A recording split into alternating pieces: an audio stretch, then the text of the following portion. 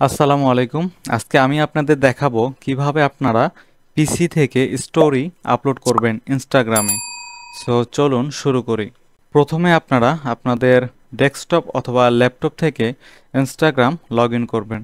তারপর মাউসের রাইট বাটনে ক্লিক করে ইন্সপেক্ট এখানে ক্লিক করবেন। এরপর এলিমেন্টরের সাইটে দেখতে পাচ্ছেন টগল ডিভাইস টুলবার, এখানে ক্লিক করবেন। তারপর এখানে মোবাইলের মতো ভার্সন চলে আসবে।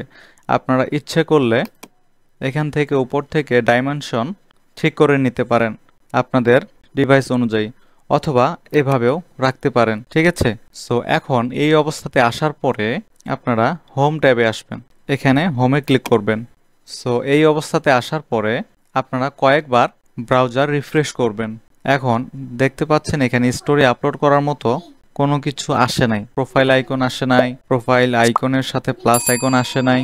ঠিক আছে। সো আমরা এখন ব্রাউজারটা রিফ্রেশ করব।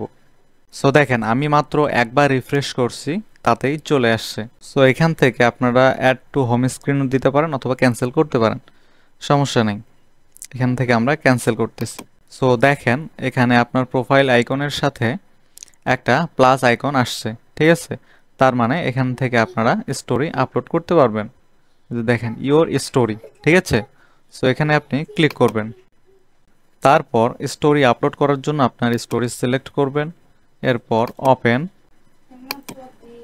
দেখেন আমাদের স্টোরি আপলোড হয়ে গেছে। ঠিক আছে। সো এখন এটা পাবলিশ করতে হবে। এখানে আপনি কিছু লিখতে পারেন, লেখার জন্য দেখেন টেক্সটে ক্লিক করতে পারেন। ঠিক আছে। এখানে কালার দিতে পারবেন।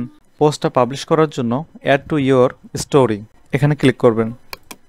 দেখেন পোস্ট আপলোডিং হচ্ছে। দেখেন পোস্টটি আমাদের আপলোড হয়ে গেছে। ঠিক আছে। সো এখন আপনি আপনার প্রোফাইলে আসেন।